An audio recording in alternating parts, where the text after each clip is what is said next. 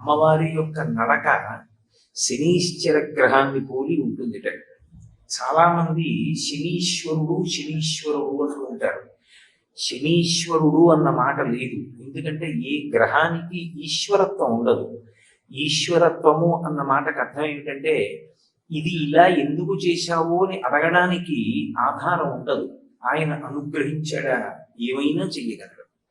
ఆయన అనుగ్రహం లోపించిందా మనం ఎంత ప్రయత్నం చేసినా ఆ కార్యం నెరవేరాలి అని చెప్పి సిద్ధాంతము లేదు.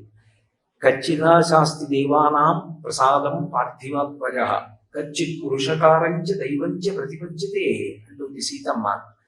మనుష్య సంకల్పం ఒకెత్తు, మనుష్య సంకల్పానికి పరమేశ్వరుడి అనుగ్రహం కూడా తోడైతేనే మనం అనుకున్న కార్యాలు సఫలీకృతం అవుతాయి. భగవంతుని యొక్క అనుగ్రహము తోడు కానప్పుడు మన ప్రయత్నం ఎంత చేసినా కూడా అది సఫలీకృతం అవుతుంది అని సిద్ధాంతం చేయడం సాధ్యం కాదు. అందుకే గ్రహములకు ఆ శక్తి ఉండదు. గ్రహము ఒక ఫలితాన్ని ఇవ్వవలసి ఉందనుకోండి, భగవంతుడు నువ్వు అలా ఫలితాన్ని ఇవ్వడానికి వీలు లేదు అని శాసనం చేశాడనుకోండి, ఆ గ్రహాలు ఏమి చెయ్యలేవు. అవి అక్కడతో ఆగిపోవలసింది. చాలా తీవ్రమైనటువంటి ఫలితాన్ని ఇవ్వవలసినటువంటి ఉగ్రమైన స్వరూపంతో ఉన్నటువంటి గ్రహం కూడా ఉపశాంతి పొంది కిందకి దిగిపోవాలి. లేకపోతే ఈశ్వరుడు అన్న మాటకు అర్థం ఎక్కడ ఉంటుంది నాకు చెప్పండి. చేసుకున్నటువంటి కర్మ ఏది ఉన్నదో కర్మ గొప్పదవుతుంది, ఈశ్వరుడు ద్వితీయ స్థానంలోకి వచ్చేస్తాడు. గత జన్మలలో నువ్వు ఏ పాప పుణ్యాలు చేశావో ఆ పాప పుణ్యాల యొక్క ఫలితాన్ని నువ్వు అనుభవించి తీరాలి తప్ప ఈ జన్మలో నువ్వు ఎంత భక్తిగా ఉన్నా గత జన్మలో చేసుకున్నటువంటి కర్మ నిన్ను విడిచిపెట్టదు అని నేను చెప్పాను అనుకోండి. అప్పుడు భక్తిగా ఉండడం వల్ల ఈశ్వరుడు మీకు ఇచ్చేటటువంటి ఫలితం ఏమిటి? ఇప్పుడు కర్మ గొప్పదవుతుంది. కర్మ ఎప్పుడూ గొప్పది కాదు. అందుకే రమణ మహర్షి ఉపదేశసారం చేస్తూ కర్మ తజ్జడం అంటారు. కర్మ కర్మగా ఫలితాన్ని ఏమి ఇవ్వదు. ఎందుచేత అంటే నేను సత్యనారాయణ వ్రతం చేశాను అనుకోండి, సత్యనారాయణ వ్రతం చేసి పూర్తయిపోగానే నా కొడుకు ఉద్యోగం వచ్చేయాలని సంకల్పం చేస్తే ఉద్యోగం వచ్చేసింది అనుకోండి, అప్పుడు కర్మ గొప్పది. కర్మ చేత కాదు జరిగేది, నేను చేసిన కర్మయందు నేను చూపించినటువంటి భక్తికి ప్రీతి పొందినటువంటి పరమేశ్వరుని యొక్క అనుగ్రహము నా కోరిక తీరడానికి కారణమవుతుంది. అందువలన ఆయన ఈశ్వరుడు. నేను గతంలో కొన్ని పాపములు చేసి ఉండి ఉండవచ్చు, కానీ ఈ జన్మలో నేను పరమభక్తితో జీవనం చేస్తున్నాను అనుకోండి, పరమేశ్వరుడు ఆ పాపము యొక్క ఫలితాన్ని ఇవ్వవలసినటువంటి సమయం ఆసన్నమైనప్పుడు ఇంత భక్తిగా ఉన్నటువంటి వాడికి కూడా నేను అంత దుష్ఫలితాన్ని ఇస్తే రేపొద్దున్న లోకానికి ఈశ్వరుడు ఉన్నాడన్న నమ్మకం ఎలా కలుగుతుంది? అందుకే భాగవతంలో ఒక మాట అంటాడు, ఒక భక్తుణ్ణి ఈశ్వరుడు ఎందుకు రక్షించాలి అంటే వాడు నా కొరకు రక్షింపవలయువాడు అంటాడు. ఒక పరమ భక్తుడైనటువంటి వాడు దురన్యాయానికి గురైపోయాడు అనుకోండి, ఆయనే బాధపడవలసి వచ్చింది అనుకోండి, ఇంకా భగవంతుడు ఉన్నాడని లోకం ఎందుకు నమ్ముతుంది? అంత ఈశ్వరుణ్ణి నమ్ముకున్నవాడే అన్ని కష్టాలు పడితే ఇక లోకంలో నమ్మకం అన్న మాట ఎలా కుదురుతుంది? అందుకే పరమ భాగవతోత్తముడైనటువంటి వాడిని రక్షించడం వాడి కొరకు కాదు, నేనున్నానని లోకం నమ్ముతుంది, నా అస్తిత్వం దాని మీద ఆధారపడింది, అందుకని నేను రక్షిస్తానంటాడు. ఈశ్వరుడు రక్షించాలి అని సంకల్పం చేశాడనుకోండి, గ్రహములు ఫలితాన్ని ఇవ్వలేవు, ఆగుతాయి. పెద్ద ఫలితాన్ని ఇవ్వవలసినవి చాలా తక్కువ ఫలితాన్ని ఇచ్చి వెళ్ళిపోతాయి. అదే భగవత్ కారుణ్యంగా అర్థం చేసుకోవడంలో ఉంటుంది. అందుకే ఒకనాడు అప్పటికి ఏదో కొద్దిగా కష్టం వచ్చినట్టు కనపడుతుంది, అంత మాత్రం చేత విచలితులం అయిపోకూడదు. ఈశ్వరానుగ్రహం అలా ఎందుకు వచ్చిందో కూడా పరిశీలించుకోవాలి. నేను మీతో ఒక ఉదాహరణ చెప్పాలి అంటే, ఒక వర్తకుడు ఉప్పు పట్టుకుని బయలుదేరాడు. పక్కన ఉన్నటువంటి నగరానికి వెళ్ళి ఆ ఉప్పు అమ్మి లాభం సంపాదించాలని. తీరా ఆయన అడవి మార్గంలో వెళుతున్నప్పుడు రుండపోతగా వర్షం పడింది. వర్షం పడిన కారణం చేత ఆయన పక్క ఊరు చేరుకునేటప్పటికి తీసుకువెడుతున్నటువంటి ఉప్పు బస్తాలలోని ఉప్పు అంతా కరిగి నీరై కారిపోయింది. అమ్మడానికి ఏం లేదు.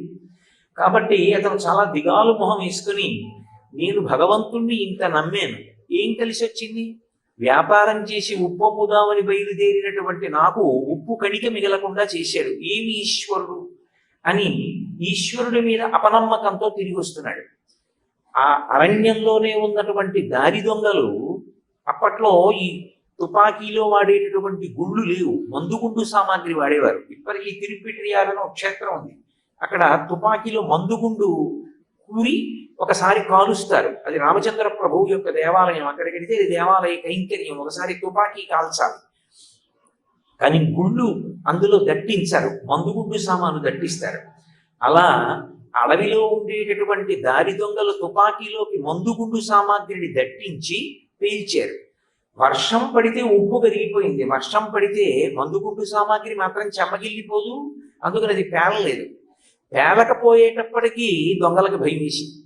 ఇప్పుడు మన తుపాకులు పేలట్లేదు కాబట్టి వర్తకులందరూ వచ్చి మన మీద పడి చంపేస్తారేమోనని దొంగలు తుపాకులు విడిచిపెట్టి పారిపోయారు. అప్పుడు ఆ వర్తకుడు అనుకున్నాడు, నేను గత జన్మలలో ఏదో పెద్ద పాపం చేశాను, ఈ ఒక్కసారికి పట్టుకెళ్ళిన ఉప్పు బస్తాలలో ఉప్పు కరిగిపోయింది, కానీ ప్రాణాలు నిలబడ్డాయి, ఈ భూమి మీద నీకు ఇంకా ఉప్పు ఉందిరా అంటారు.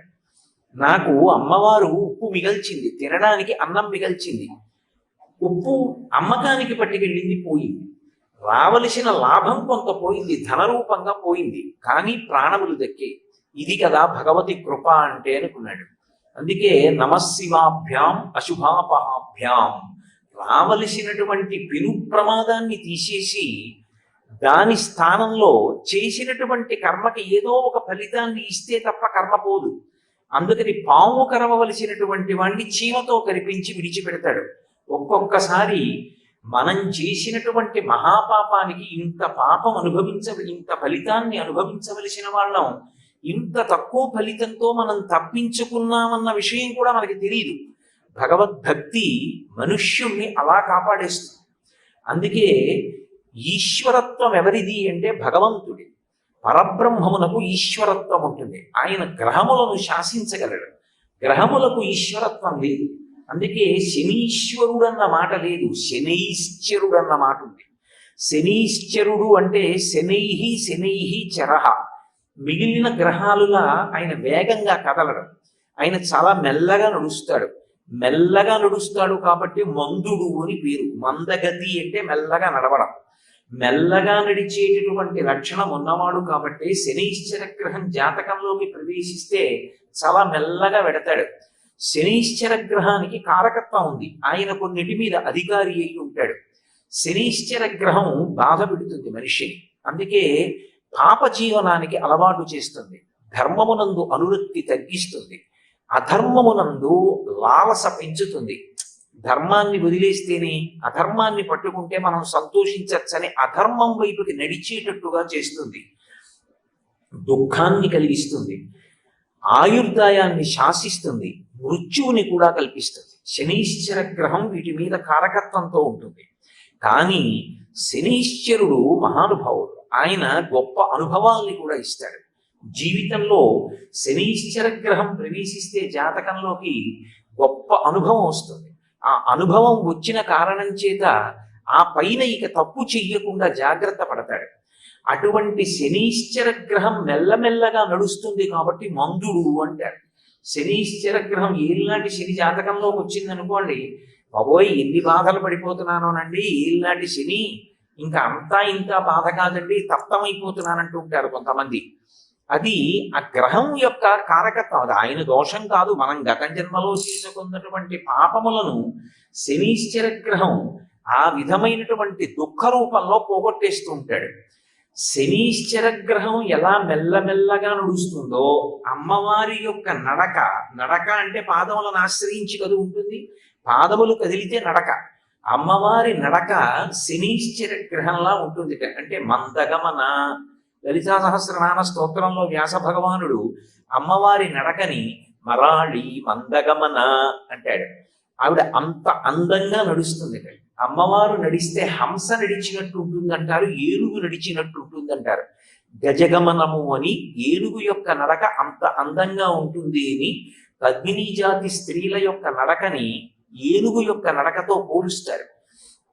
అమ్మవారి నడకకి ఉపమానం చెప్పాలంటే రెండే చెప్తారు, ఒకటి హంస నడక, రెండవది ఏనుగు యొక్క నడక. అందుకే ఇప్పటికీ శ్రీశైలంలో భ్రమరాంబికాదేవి మీద స్తోత్రం చేస్తే రాజన్మత్తమరాళ మందగమనాం రాజీవ పత్రిక్షణాం రాజీవ ప్రభవాది దేవమకుటై రాజత్పదాంబోరుహాం రాజీవాయతపత్రమండిత కుచాం రాజాధిరాజేశ్వరీం శ్రీశైలస్థలవాసినీం భగవతీం శ్రీమాతరం భావయే అంటారు.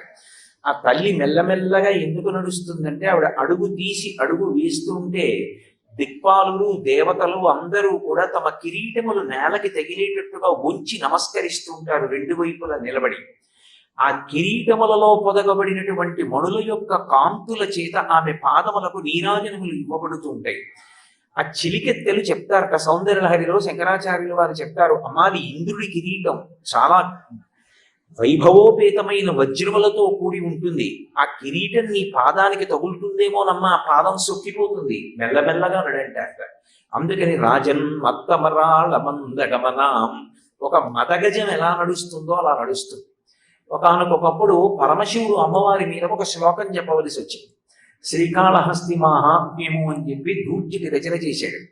అందులో ఆ ఘట్టం వస్తుంది. అందులో పరమశివుడు పార్వతీదేవి మీద ఒక శ్లోకం చెప్పవలసి వస్తే, సింధుర రాజగమనార్థం ఇల్ల బంధము సహజ సుగంధం.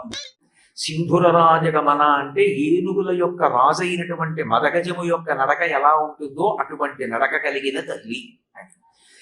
అమ్మవారి యొక్క నడక అంత అందంగా అంత మెల్లగా నడిచి వెళుతుంది ఆవిడ. అందుకే బాగా అమ్మవారి గురించి జపం చేసేటటువంటి వాళ్ళు, అమ్మవారి గురించి ధ్యాన నిష్టలో ఉన్నటువంటి వారికి అమ్మవారి పాదములకు అలంకృతమైనటువంటి మణిమంజీరముల యొక్క శబ్దములు వినపడతాయి అని చెప్తారు. ఆవిడ నడిచి వెడుతున్నప్పుడు ఆవిడ పాదములకు అలంకృతమైనటువంటి మంజీరములు శబ్దం చేస్తాయి. ఆ శబ్దములను వాళ్ళు వింటూ ఉంటారట. అలా వినగలిగినంతగా ధ్యానంలో కూర్చుని ఉంటారు యోగులైనటువంటి వారు, అంతటి ధ్యాననిష్ట కలిగినటువంటి మహానుభావులు. కాబట్టి అటువంటి మందమైన మెల్లనైనటువంటి నడక కలిగిన తల్లి. ఇప్పుడు ఆ తల్లి నడకలలో ఏముంది? శనైశ్చర గ్రహాన్ని పోలి ఉంటుంది ఆ నడక. ఇప్పుడు శనైశ్చర గ్రహానికి ఈశ్వరత్వం లేదు, కానీ అమ్మవారు ఈశ్వరత్వం కలిగి ఉంది. అమ్మవారి పాదములు విశేషమైనటువంటి అనుగ్రహ శక్తిని కలిగినవి. అమ్మవారి పాదములకు ప్రతిరోజు ఈ శ్లోకంతో నమస్కారం చేశాడు అనుకోండి, ఒకసారి అమ్మవారు కదిలి వెళ్ళినటువంటి స్థితిని గమనించి మనసులో ధ్యానం చేశాడు అనుకోండి. అందుకే ముత్తుస్వామి దీక్షితారు వారు అమ్మవారి మీద కీర్తన చేశారు. చాలా మందికి ఆ కీర్తన పరిచయం ఉంటుంది, కంజదలాయతాక్షి కామాక్షి అని. ఆ కంజదలాయతాక్షి కామాక్షి అన్న కీర్తనలో కుంజర గమని అని నృత్యం చేస్తారు ఆ కీర్తనకి. అలా ఆ తల్లి నడక అంత అందంగా ఉంటుంది. కుంజర గమని అంటే ఏనుగు యొక్క నడక ఎలా ఉంటుందో అటువంటి నడక కలిగినటువంటి తల్లి. కాబట్టి ఇప్పుడు శనీశ్చర గ్రహం యొక్క నడక ఎలా ఉంటుందో, ఎంత మందంగా ఉంటుందో అంత మందంగా అంత మెల్లగా నడిచేటటువంటి స్వభావము కలిగినటువంటి అమ్మవారు. కాబట్టి గతౌ మందో గంగాధర మహిషి కామాక్షి భజతాం. అమ్మవారి దగ్గర ఒక ప్రధాన లక్షణం ఉంటుంది, ఆమె మహాపతివ్రత. ఆమె తనంత తానుగా ఎంత శక్తివంతురాలు కానివ్వండి, మీరు కేవలం ఆవిడ గురించి స్తోత్రం చేస్తే ఆవిడ చిన్నపుచ్చుకుంటుంది. నన్ను స్తోత్రం చేస్తున్నారు ఎవరు? నా భర్తని కదా స్తోత్రం చేయాలి. ఆమె మహాపతివ్రత, తన భర్తని స్తుతి చేస్తే సంతోషిస్తుంది. అందుకే గంగాధర మహిషి, గంగని ధరించినటువంటి పరమశివుని యొక్క ఇల్లాలు అనేటప్పటికీ ఆవిడికి సంతృప్తి. కామాక్షి భజతాం, అటువంటి కామాక్షిని నేను భజించుచున్నాను. తమకేతుర్మాత, తమస్సు అంటే చీకటి, చీకటిని పోగొట్టగలిగినటువంటి పాదములు కలిగినటువంటి తల్లి. చీకటి అంటే పాపము అని ఒక అర్థం, దోషము అని, రాత్రి అని, పాపము అని, ఇన్ని అర్థాలు ఉంటాయి. తమకేతు అంటే పాపములను పోగొట్టగలిగినటువంటి పాదయుగళి కలిగినటువంటి తల్లి. అమ్మవారి పాదములకు ఎవడు నమస్కరిస్తాడో అటువంటి వాడి యొక్క పాపములన్నీ కూడా పటాపంచలైపోతాయి. ఆ తల్లి పాపమును తీయగలదు. పాపము అన్న మాటని మీరు కొంచెం జాగ్రత్తగా అర్థం చేసుకోవాలి. లేకపోతే అయిదానికి కాందానికి అర్థం లేకుండా పాపము అన్న మాట అన్వయం చేసుకుంటే జీవితంలో అక్కర్లేని పిరికితనం అలవాటైపోతుంది. మనం ఏమి చెయ్యాలి ఏమి చెయ్యకూడదు విహిత కర్మ ఏది, నిషిద్ధ కర్మ ఏది, ధర్మము అంటే ఏది అని చెప్పడానికి అధికారము కలిగినటువంటిది వేదం ఒక్కటే. ఏది వేదం చెప్తుందో అదే ధర్మం తప్ప ధర్మం చెప్పడానికి ఇతరులకు అధికారం ఉండదు. ధర్మం మాట్లాడేది వేదం ఒక్కటే మాట్లాడుతుంది. వేదంలో చెప్పిన దాన్ని స్మృతి చెప్తుంది, స్మృతి చెప్పిన దాన్ని పురాణం చెప్తుంది, పురాణం చెప్పింది కూడా ఒకవేళ మనకి తెలియకపోతే శిష్టాచారం, ఊళ్ళో ఉన్న పెద్దల యొక్క నడవడి, అది కూడా తెలియకపోతే అంతరాత్మ ప్రబోధం. ఈ 5 ప్రమాణ వాక్కులై ఉంటాయి. అందులో శృతి వేదం ప్రధానం. ఆ వేదము ధర్మాన్ని చెప్తుంది. చెప్పినప్పుడు విహిత కర్మ అని ఉంటుందంటే ఇది నువ్వు చెయ్యి. అది చెయ్యడంలో ఈశ్వరుడు సాధ్యమైనంత అవకాశాన్ని కల్పిస్తాడు తప్ప చాలా కష్టపడి చేసేటట్టుగా ఎప్పుడూ ఆయన ఏర్పాటు పెట్టాడు. ప్రతిరోజు స్నానం చెయ్యి, స్నానం చెయ్యి అంటే మజ్జనం చెయ్యి అని అర్థం. అంటే తల మునిగేటట్టుగా స్నానం చెయ్యాలి. ప్రవహిస్తున్నటువంటి జలం దగ్గరికి వెళ్ళి మునగాలి. ఒకవేళ అలా వెళ్ళలేకపోతే, అందుకే ఎప్పుడు ఎడ తెగక పారు ఏరుంది జుడున్ చప్పడిన యూరవుండుము చప్పడికు నట్టి ఊరు చేరకు సుమతి అని చిన్నప్పుడు ఏరుకున్న ఊళ్ళో ఉండండి అంటారు స్నానం చేయొచ్చని. ఒకవేళ ఏరు లేదు, ఉన్నా వెళ్ళడానికి అవకాశం లేదు, ఏం చేయాలి అంటే కనీసం నూతిలో నీళ్లు తీసుకుని తల మించి పోసుకోవాలి. నుయ్యి కూడా లేదు, ఏం చేయాలి? పప్పులో నీళ్లు తీసి తల మించి పోసుకోవాలి. తల నుంచి పోసుకోవడానికి అనారోగ్యంగా ఉంది, ఏం చేయాలి? కంఠం దగ్గర నుంచి పోసుకోవాలి. కంఠం దగ్గర నుంచి పోసుకోవడానికి కూడా వీలు లేదు, జ్వరంగా ఉంది, ఏం చేయాలి? మొల దగ్గర నుంచి పోసుకోవాలి. అక్కడి నుంచి కూడా వీలు లేదు, మంచం నుంచి లేవలేకపోతున్నాను, ఏం చేయాలి? కనీసం కాళ్ళు కడుక్కోవాలి, అది కూడా చెయ్యలేను, ఏం చేయాలి? విభూతి చల్లుకోవాలి, అది కూడా చేయలేను, ఏం చేయాలి? కొడుకు ఉండాలని కోరుకునేది అందుకు. కొడుకు కాస్త విభూతి చల్లి ఈయన సంధ్యావందనం ఆయన చేస్తే సరిపోతుంది. కాబట్టి ఇప్పుడు సాధ్యమైనంత వరకు ధర్మం నడవడానికే పరమేశ్వరుడు అవకాశం కల్పిస్తాడు. అంతే తప్ప కఠిన హృదయంతో నువ్వు ధర్మాచరణ చెయ్యలేవు అన్న స్థితిని కల్పించడానికి ఈశ్వరుడు ఎప్పుడూ తలుపులు ముయ్యడు. ఇప్పుడు ఏది ఈశ్వరుడు చెయ్యమన్నాడో అది చెయ్యకుండా ఉండడం, ఏది చెయ్యవద్దని చెప్పాడో అది చెయ్యడం, అది పాపం. ఇది చెయ్యవద్దు అని ఈశ్వరుడు అన్నాడు అనుకోండి, అదే చేసే ప్రయత్నం చేయడు, ఆ పని చేయడు, దానికి పాపమని పేరు. ఇప్పుడు పాపము పోవడము అంటే ఏదో కొన్ని చెయ్యకూడని పనులు చేయడం, గంగ దగ్గరికి వెళ్ళడం, స్నానం చేయడం, పాపాలు పోయి మళ్ళీ వచ్చి మొదలు పెట్టడం అని అర్థం చేసుకుంటే పొరపాటు.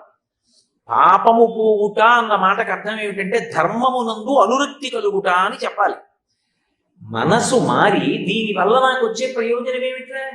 నేను భగవంతుడు ఎలా చెప్పాడో అలాగే బ్రతుకుతాను, ఆయన వద్దన్న దాని జోలికి నేను వెళ్ళను అన్న పూనిక కలిగితే పాపమునందు అనురక్తి పోయింది అంటారు. కాబట్టి ఇప్పుడు పాపములను పోగొట్టగలిగినటువంటి శక్తి కలిగినటువంటి తల్లి ఆవిడ పాదములకు నమస్కరించినంత మాత్రం చేత అంత గొప్ప అనుగ్రహాన్ని వర్షిస్తుంది ఆవిడ.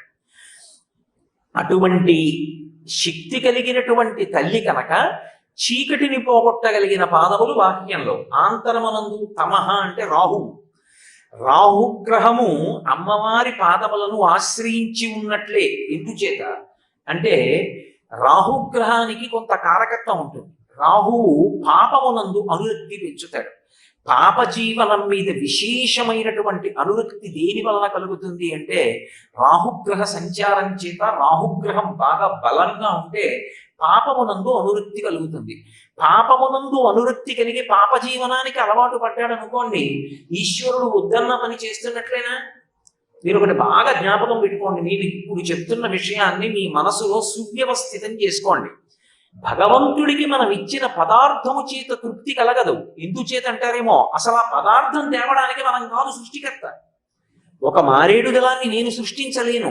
అందుకే శంకరాచార్యులు వారు శివానంద లహరిలో అంటారు, గభీరే కాసారే విశతి విజనే ఘోర విపినే విశాలే శైలీ చ భ్రమతి కుసుమర్ధంజనమపి సమర్పే చేతస్సరసిజముమానాథ భవతే సుఖేనా వస్తాతుం జనైహ నజానాతికి మహో అంటారు. ఎవడు తెమ్మన్నాడు రా నిన్ను అక్కర్లేనివన్నీ? అంటే భక్తితో 2 పువ్వులు వెయ్యొద్దని నేను అంటలేదు.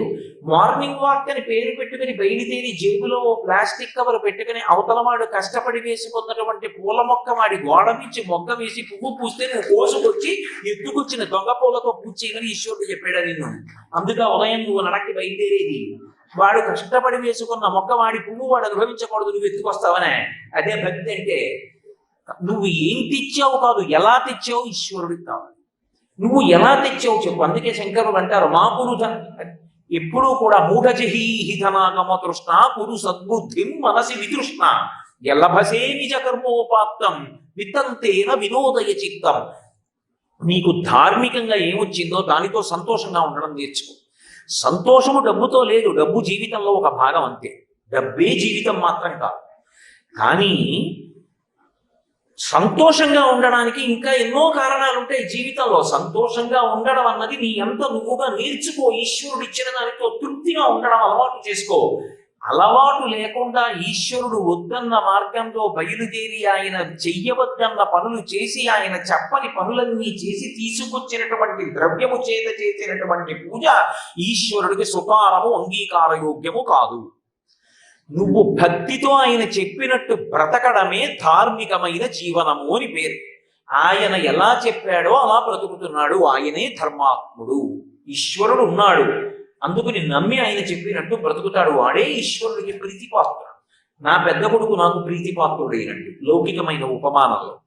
కాబట్టి ఇప్పుడు పాప జీవనమునకు రాహువు అలవాటు చేస్తాడు. పాప జీవనానికి అలవాటు పడితే రెండో కొడుకు మీద నాకు ఎట్లా వైముఖ్యం కలిగిందో భగవంతుడికి వైముఖ్యం కలుగుతుంది.